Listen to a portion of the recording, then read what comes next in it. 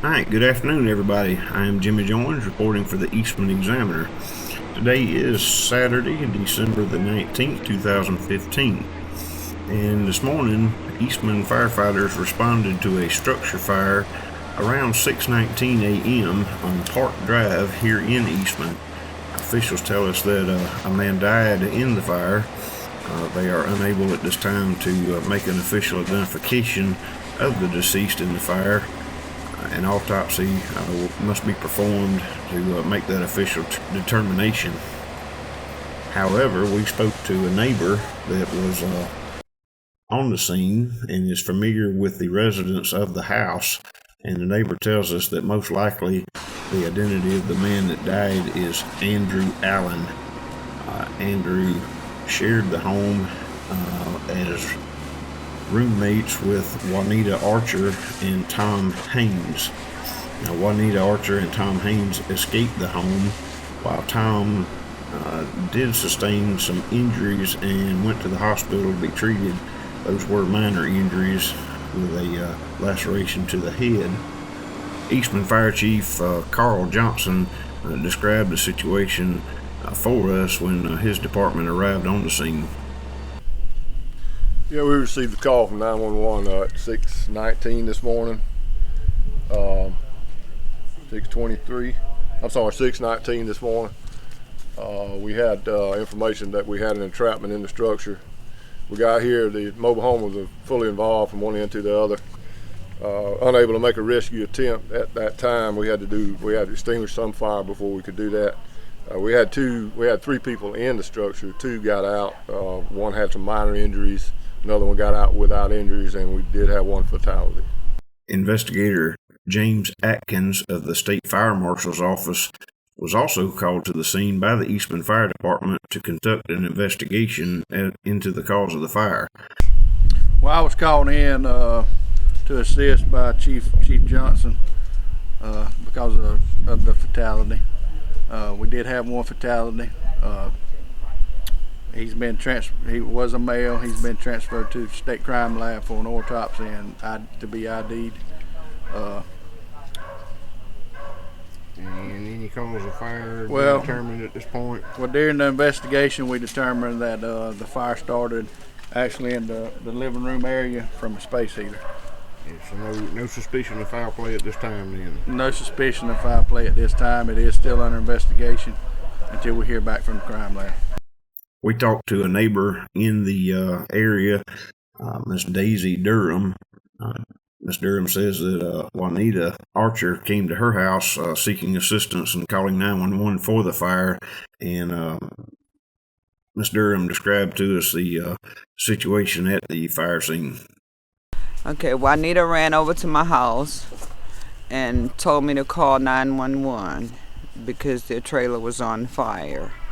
At that time, I could already see the flames coming out of the trailer. So I immediately called 911 and came up here. When I got up here, nobody was out but Tom and Juanita, and the trailer was so engulfed, there was nothing you could do.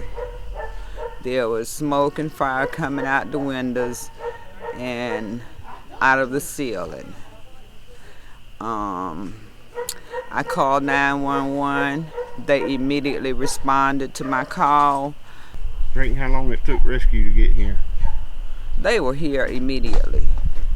4 minutes, if that long. I mean, everybody came. The fire department, the rescue department, the Red Cross, State Fire Department.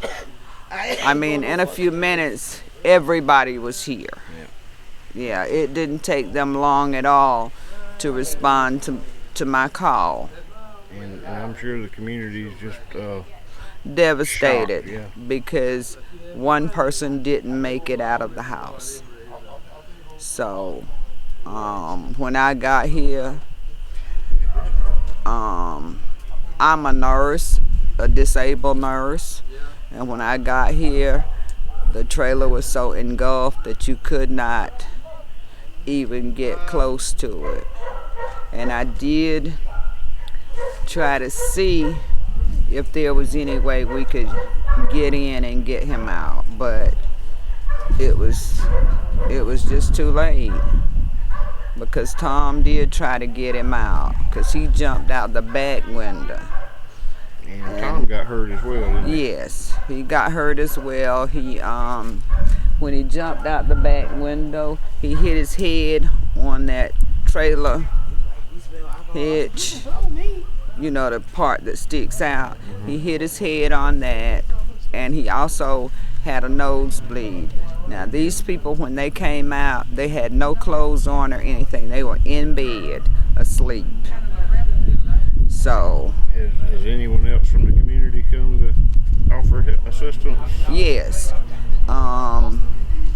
Everybody's been so nice. The Red Cross brought a camper, and they gave coffee and sandwiches to the fire department and also to us, because we've been out here since this started, and it was really cold at 6 something this morning. So we've been out here since then, you know, and the Red Cross has got some clothing for them. They're going to get some clothing for her now. I just can't tell you how good I feel knowing that they got here this quick, and they did everything they possibly could. The fire department? Yes, and I give them all the praise. Awesome. Because they did try to get in to see if they could get Andrew out, but they were unable to. And did they? I guess I've heard they didn't have any smoke detectors. You think that might have made a difference? Yes, I do think smoke detectors would have possibly could have saved a life. Okay, that's going to wrap it up for this afternoon's report on a fatality fire here in Eastman, Georgia. Again, I'm Jimmy Jones reporting for the Eastman Examiner.